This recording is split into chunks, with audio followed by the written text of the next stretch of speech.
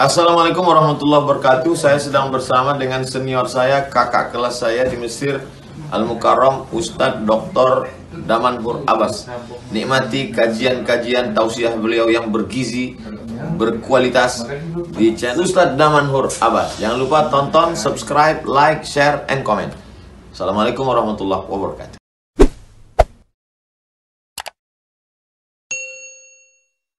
السلام عليكم ورحمة الله وبركاته. الحمد لله الذي أحيانا بعدما أماتنا وإليه النشور، والحمد لله الذي بفضله تتنزل البركات. أشهد أن لا إله إلا الله له دعوة الحق حريص عليها وأوجب تبشير بها، ولتكن منكم أمة يدعون إلى الخير ويأمرون بالمعروف وينهون عن المنكر وأولئك هم المفلحون. وأشهد أن محمدا عبده ورسوله بلغ الرسالة وأدى الأمانة ونصح الأمة وكشف الغمة حتى أتانا اليقين، ليلها كنهارها لا يزيغ عنها إلا هالك. اللهم صل وسلم وبارك وعنهم على حبيبنا وشفيعنا وزخرنا ومولانا محمد وعلى أزواجه أمهات المؤمنين وذرياته وآل بيته وأصحابه أجمعين. اللهم صل على روح سيدنا محمد في الأرواح، وعلى جسده في الأجساد، وعلى قبره في القبور، وعلى آله وأصحابه أجمعين. وجزا الله عنا سيدنا محمد صلى الله عليه وسلم وما هو أهله. رب اشرح لي صدري ويسر لي أمري واحلل عقدة من لساني يفقهوا قولي. أما بعد. Para asatiz yang saya muliakan, ayah bunda yang saya cintai, Bapak Ibu jemaah salat subuh yang dirahmati Allah, marilah senantiasa kita panjatkan puji dan syukur kepada Allah yang telah memberikan nikmat kehidupan kepada kita. Pada saat semalam Allah telah mematikan kita, dan pada subuh yang berbahagia ini Allah telah mengembalikan ruh kita, dan kita isi ruh tersebut dengan memujinya, dengan bersyukur terhadap nikmat kehidupan yang telah dikembalikan oleh Allah. Semoga kita menjadi hamba yang senantiasa dapat mensyukuri terhadap nikmat-nikmat yang Allah berikan, sehingga kita akan meraih kebahagiaan. Selawat dan salam mari sama-sama kita panjatkan kepada junjungan kita Nabi besar Muhammad sallallahu alaihi wasallam, yang telah mengajarkan kepada manusia segala aspek tatanan kehidupan. Tidak ada satupun yang tidak diajarkan oleh baginda Rasulullah sallallahu alaihi wasallam. Ini merupakan salah satu hikmah terbesar pada saat kita lahir dalam keadaan Islam dan kita diberikan pedoman hidup, tuntunan hidup, yaitu hidup dengan ajaran yang diajarkan oleh baginda Rasulullah sallallahu alaihi wasallam. Semoga jamaah yang berhadir pada subuh yang berbahagia ini merupakan di antara umat Nabi Muhammad sallallahu alaihi wasallam yang akan diberikan syafaat oleh baginda Rasulullah sallallahu alaihi wasallam dan akan suguhkan air dari telaga Kautsar dari tangan mulia tersebut. Allahumma amin.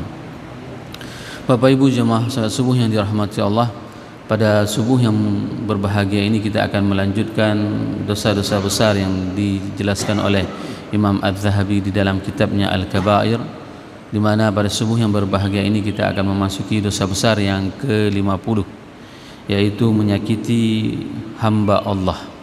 Ini merupakan dosa besar yang disebutkan di dalam kitab Al-Kabair. Menyakiti hamba Allah ini merupakan salah satu di antara dosa besar yang disebutkan di dalam kitab Kabair. Imam Az-Zahabi menjelaskan dan menyebutkan firman Allah dalam surat Al-Ahzab ayat 58 yang berbunyi, A'udzubillahi minasyaitonirrajim, Bismillahirrahmanirrahim, walladzina yu'dzuna al-mu'minina wal mu'minat bighairi maktasabu faqad ihtamalu buhtanan wa ithman mubina. Dan orang-orang yang menyakiti orang mukmin dan orang mukminat tanpa ada kesalahan yang mereka perbuatkan, ya, faqad ihtamalu buhtanan wa ithman mubina, maka sesungguhnya mereka telah memikul kebohongan dan dosa yang nyata. Dosa yang nyata ini disebutkan adalah dengan dosa besar. Di dalam surat Asy-Syu'ara, Imam Az-Zahabi menjelaskan firman Allah ayat 215 yang berbunyi, A'udzubillahi minasyaitonirrajim. Bismillahirrahmanirrahim. Wahfidh janahaka liman ittaba'aka minal mu'minin. Dan hendaklah rendahkan dirimu terhadap orang-orang yang mengikutimu, yaitu orang-orang yang beriman. Ini perintah memang kepada Rasulullah SAW, tapi perintah merendah diri itu berlaku kepada kita juga semuanya. Pundak kita itu disuruh rendahkan oleh Allah. Kenapa? Karena ada sebagian orang pada saat dia mempunyai jabatan, pada saat dia mempunyai kekuasaan, pada saat dia diberikan harta, maka dia akan meninggikan pundaknya, akan merasa dirinya sombong. Ini merupakan hal yang bisa membuat umat Islam yang lainnya merasa tersakiti. Orang-orang yang mempunyai rasa ego itu adalah orang-orang yang akan bisa menggunakan egonya tersebut untuk menyakiti umat manusia yang lainnya. Suatu hari Rasulullah SAW sedang duduk berada di dalam majelisnya bersama para sahabatnya. Rasul memakai surban dan surbannya itu terjatuh ke belakang. Kain surban itu jatuh ke belakang. Memang seperti itu surban Rasul, ada lebihan di belakang. Datang salah seorang Yahudi, rahib Yahudi, pendeta Yahudi, itu mengambil surban Rasul yang lebih di belakang itu, lalu dililit leher Rasul. Dililit, dicekek. Wahai Muhammad, kenapa engkau tidak membayar utangku? Pada saat itu Rasul sudah sesak lehernya, dililit. Nah, ini yang melilit leher Rasul adalah orang Yahudi. Maka pada saat itu Umar sangat geram. Umar meminta izin supaya dibunuh orang tersebut. Saking geramnya Umar terhadap tindakan orang Yahudi tersebut. Rasul mengatakan, jangan Umar. Setelah itu Rasul mengatakan, bukankah utangmu belum jatuh tempo? Kalau nanti sudah jatuh tempo, maka aku akan membayar utangmu. Maka Rasul memerintahkan kepada Umar untuk mengambil makanan yang berada di Baitul Mal untuk diserahkan kepada orang Yahudi tersebut. Kenapa? Karena Umar marah terhadap sikap Yahudi tersebut. Di dalam perjalanan Yahudi tersebut bertanya kepada Umar, wahai Umar, apakah engkau tidak bertanya kenapa aku memperlakukan Muhammad seperti itu? Umar pada saat itu sangat kesal. Untuk apa aku tahu? Dan dia tidak mau tahu. Dan pada saat itu Yahudi itu mengatakan, aku telah melihat nubuwah, tanda-tanda kerasulan yang berada pada Muhammad, dan semua itu sudah kudapati kecuali yang satu. Apa yang aku belum tahu? Kemurkaannya dikalahi oleh pemaafannya. Ghadabuhu yughribul hilmuhu. Rasul itu mempunyai sebuah sifat, pada saat sehebat apapun disakiti, maka itu semua akan dikalahkan dengan kasih sayangnya. Maka semua itu akan dikalahkan dengan sikap pemaafnya. Bayangkan, menyedanyoi kai cekak takulanya, menyekan tumbuk rubahnya. Ya, tanya kita kalau sudah dicekek seperti itu, pasti kita ingin tunjukkan. Kalau dulu saya juga pernah punya sabuk hitam. Nah, kalau saya juga dulu punya karate, punya silat. Nah, semua seperti itu. Tapi coba lihat Rasulullah dicekek oleh Yahudi, dan pada saat itu beliau tidak marah dan bahkan memberikan hadiah. Kenapa? Karena Umar marah terhadap sikap Yahudi. Disuruh ambil beberapa harta dari Baitul Mal untuk diserahkan kepada Yahudi tersebut, bukan membayar hutang Rasul, ya, karena hadiah. Maka pada saat itulah Yahudi tersebut mengatakan, aku beriman terhadap Allah dan Muhammad, dan dia benar-benar Rasul yang diutus di akhir zaman. Kenapa? Karena kemurkaannya itu dikalahi dengan sikap kasih sayangnya. Ini yang membuat semua orang apabila dia bertemu dengan Rasul, mereka akan terpana. Dan ini sebagaimana yang pernah saya jelaskan pada saat menjelaskan tentang ciri-ciri sifat Rasulullah SAW dalam hadis Ummu Ma'bad. Ummu Ma'bad itu hanya sepintas ketemu sama Rasul, tapi bisa mendeskripsikan Rasulullah SAW begitu detail. Maka para sahabat pada saat ditanya oleh para tabi'in tentang Rasul, mereka tidak tahu menjelaskan bagaimana indahnya Rasulullah itu, mereka tidak bisa menjelaskan.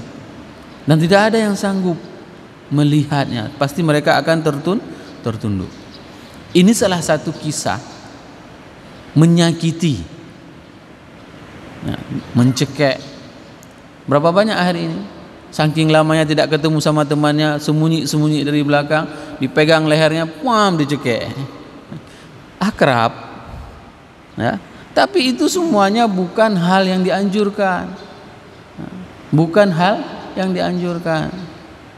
Udah lama nggak ketemu kawannya, disiapin telur busuk, ya kan, tepung. Begitu ketemu sama kawannya, dilempari ke telur busuk, dilempari tepung. Itu bukan hal yang dianjurkan di dalam Islam. Tidak boleh menyakiti. Dan lihat akhlak Rasul pada saat disakiti, maka Rasulullah SAW tidak marah. Saya paling sedih pada saat membacakan sirah. Para orang Arab jahiliyah itu menyakiti Rasul itu tanpa batas. Tanpa batas. Bagaimana? Pada saat di Mekah, Rasul itu salat di Ka'bah.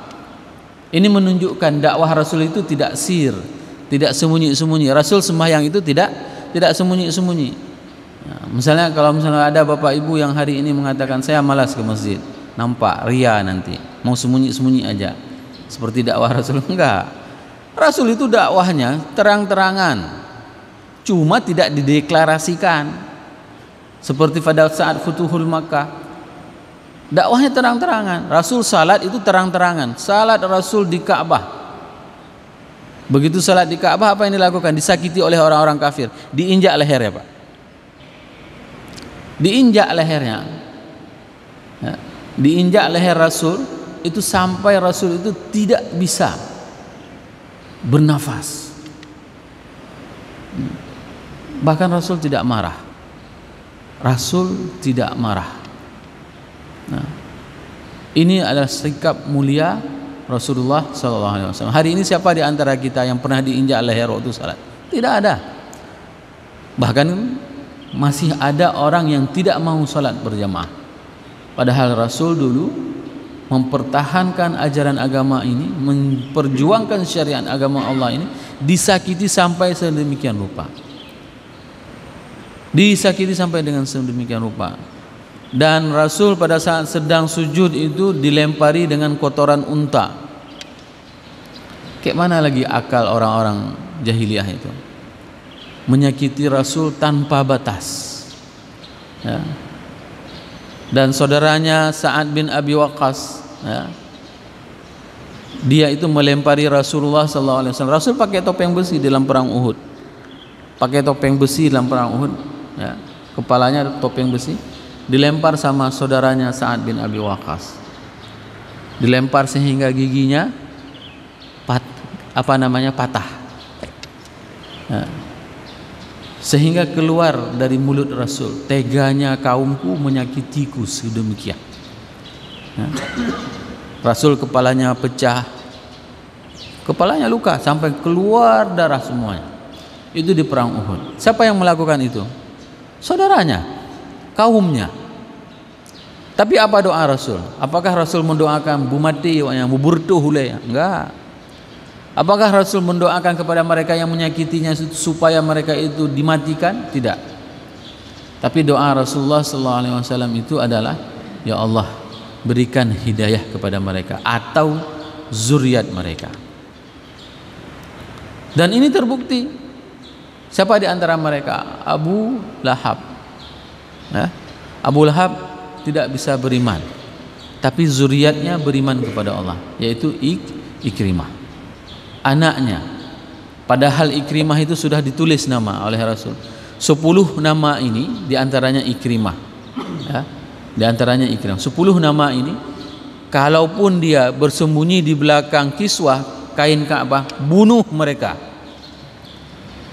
selama mereka tidak beriman kepada Allah dan kepada Rasulnya. Syaratnya apa? Tidak dibunuh, beriman kepada Allah dan kepada Rasul. Itu pernyataan, dilistingkan, dibuat senarai 10 nama halal darah. Apabila mereka sembunyi di belakang Ka'bah pun, kain Ka'bah pun, bunuh mereka kecuali beriman kepada Allah. Dari 10 nama tersebut 7 orang beriman kepada Allah, 7 orang beriman dan 3 dibunuh karena tidak mau beriman. Standarisasinya jelas, iman kepada Allah dan Rasulnya. Hari ini berapa banyak sikap orang-orang mukmin itu yang menyakiti mukmin yang lainnya. Cara menyakiti ini banyak sekali, warnanya itu sudah sangat luar biasa. Kalau dia menguasai media atau misalnya wartawan, dia kumpulin data yang nggak betul, maka dia publikasi. Difitnahnya melalui media. Itu merupakan salah satu cara membenci, menyakiti orang mukmin. Berapa banyak hari ini? Misalnya jadi seorang pejabat, korupsi tidak ada, makan yang haram nggak ada, tapi karena posisi tersebut diinginkan, diincar oleh seseorang, maka dibuat framing seakan-akan dia telah melakukan kesalahan begini begitu. Ini menyakiti orang-orang mukmin, hamba Allah. Saya teringat sekali dulu pada saat almarhum Pak Sekda ditembak, Pak Mukhlis, ya. Pak Mukhlis itu orang yang paling aulia, paling baik orangnya. Kenapa paling baik? Pada saat beliau meninggal dunia ditembak waktu itu diperiksa lacinya. Di lacinya itu ditulis di lacinya ada amplop ditulis uang syubhat. Uang syubhat itu masih ada dulu. Kalau hari ini Hanali yang syubhat, Kahali Mendung. Dulu masih ada sosok yang seperti itu, sosok yang sangat sederhana. Dan almarhum ayahandanya pada saat mengungkapkan bela sungkawa sama sekali nggak nangis, ayahandanya berbicara dengan tegar kepulangan anaknya ini adalah sebuah janji dari Allah. Itu diceritakan semuanya. Saya meninggal ibu saya nggak bisa ngomong, pas meninggal mama itu nggak bisa ngomong, bukan karena kita tidak terima, tapi karena memang rasa sedih yang kita alami. Tapi ayahanda beliau pada saat berucap bela sungkawa itu berbicara dengan tegar. Ini menyakitkan hati hamba Allah. Orang-orang yang melakukan hal seperti itu, membunuh saudaranya, ini adalah dalam bentuk menyakitkan hati hamba Allah. Kalau dulu waktu kecil kita sering main-main yang membuat sakit hati teman kita, ya, permainan terkadang lucu kalau kita ingat. Ditaruhnya tutup botol ataupun kertas rokok, dibilang sama kawan ada 2, nyau le mak kah, nyau le mak ji, so wagi dong, ya, katanya siapa duluan yang injak. Itu kan menyakitkan, ya, main injak-injak kepala orang tua. Sama permainan seperti itu, permainan yang menyakitkan. Nah, hanya saja warnanya yang berbeda. Kalau dulu masih klasik permainannya, tapi hari ini berapa banyak perbuatan-perbuatan yang membuat orang-orang hamba Allah itu disakiti. Bahkan ada di salah satu tetanggaan itu, dia tidak pernah tegur sapa. Kalau lewat-lewat aja seperti biasa. Nah, tidak mau dia buka jendela mobilnya, nggak mau dia klakson. Nah, akhirnya kapan kena getahnya? Pas pesta anaknya. Itu ada orang lain yang buat kenduri juga hari yang sama, buat tandingan. Kenapa? Karena dia tidak mau menghargai tetangganya. Maka tetangga itu kita sudah pernah bahas, dia mempunyai hak dan kewajiban. Jangan kita membuang air paret itu sehingga itu membuat tergenang, Sampai ke segitunya diatur di dalam Islam. Jangan kita menyakiti hak tetangga kita. Hak tetangga seperti apa? Begitu kita masak kuah belangong misalnya, sudah keluar aromanya, ya, antar sedikit, perbanyak kuahnya, supaya apa? Supaya bisa dirasakan oleh tetangga. Ini begitu dia cium aromanya mesam-sam, ya, tapi tidak dapat dia rasakan, sehingga apa? Sedih hatinya. Ini juga bagian dari menyakiti hamba Allah. Bapak Ibu jemaah yang dirahmati Allah, banyak hadis yang disebutkan oleh Imam Az-Zahabi, dan di antara hadis tersebut adalah irhamu man fil ardi yarhamkum man fis sama. Sayangilah yang ada di bumi, karena engkau akan disayangi oleh oleh makhluk yang ada di langit. Ini penting sekali. Saya merubah kebiasaan. Kenapa? Karena ada sebagian ustadz yang memang itu susah sekali untuk tersenyum sama jamaah, dan ini komplain dari jamaah, ya. Ada memang seperti itu, dan itu disampaikan ke saya, Ustadz, tolong senyumlah kalau jumpa sama jamaah. Nah, kenapa? Karena memang seperti itu, wahfiz janahak, rendahkan pundakmu. Dan itu paling parah. Kenapa? Karena sudah merasa jadi ustadz, duduk di depan, punya ilmu, ya kan? Sehingga dia merasa sombong. Kalau ketemu sama jamaah juga agak susah senyumnya, karena levelnya, makomnya itu sudah tinggi menurut dia. Padahal kalau dibuka aibnya sama Allah, selesai. Kalau Allah kasih nampak aja satu kesalahan, udah nggak ada lagi yang suka sama dia. Maka pada saat Rasul mengatakan sayangilah yang ada di muka bumi, maka engkau akan disayangi oleh penduduk langit. Jumpa sama anak-anak pas salam kita cium tangannya, ya. Ini kita balas. Jangan mentang-mentang anak-anak suruh cium terus, cium terus, kasih terus seperti itu. Ya. Maka saya usahakan kalau ada yang cium tangan saya cium. Nah, begitu juga kita. Jangan merasa diri kita hebat, dan jadikanlah sebuah rasa pada saat kita melakukan segala aktivitas ini adalah untuk membahagiakan hamba Allah. Nah, membahagiakan hamba Allah ini harus sesuai dengan syariat Allah, harus sesuai dengan panduan yang diajarkan oleh baginda Rasulullah Sallallahu Alaihi Wasallam. Kita tidak boleh melakukan sesuatu yang memang itu dilarang. Hari ini banyak di antara orang pada saat kita menyatakan sesuatu yang benar, dia akan marah. Maka orang lebih memilih diam. Nah, ini bahaya juga, ada orang seperti ini.